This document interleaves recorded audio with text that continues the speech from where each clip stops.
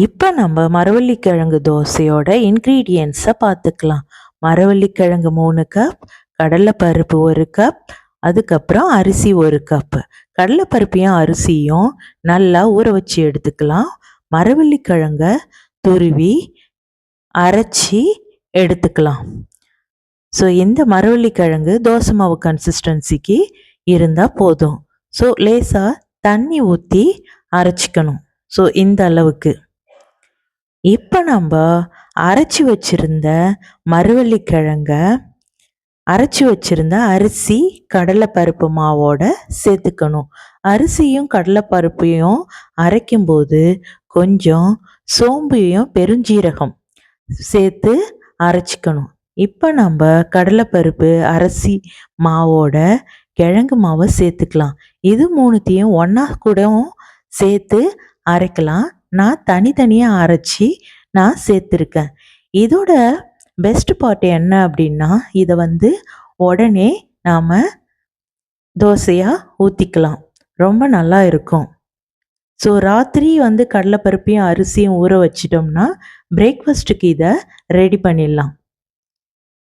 Fermentation time இதுக்கு தேவையில்லை. So இன்றைக்கி நான் தேங்காய் சட்னி அரைக்க போகிறேன். இதுக்கு தக்காளி சட்னியும் நல்லாயிருக்கும், குழம்பு நல்லாயிருக்கும், வத்த குழம்பு நல்லாயிருக்கும். ஸோ இது கூட நான் சின்ன வெங்காயம், பச்சை மிளகாய், கருவேப்பிலை கட் பண்ணி வச்சுருக்கிறத சேர்த்துட்டு நல்லா கலந்து விட்டுக்கிறேன்.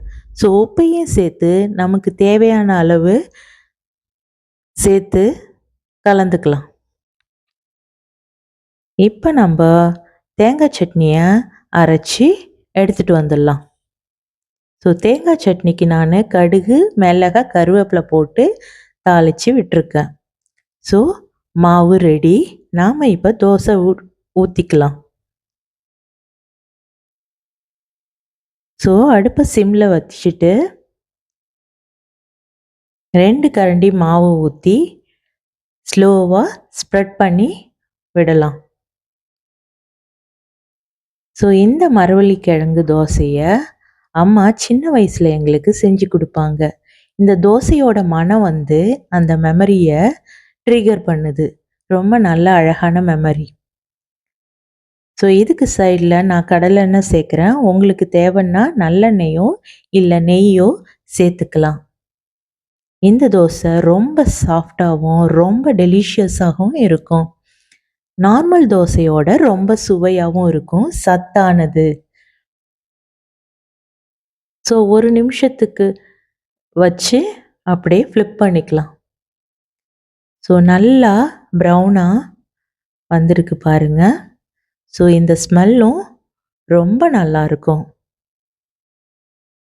ஸோ இப்போ நம்ம எடுத்துடலாம். தட்டில் போட்டுட்டு இதை நம்ம சர்வ் பண்ணிடலாம். ஸோ சுட சுட மரவள்ளிக்கிழங்கு தோசை, அது கூட தேங்காய் சட்னி.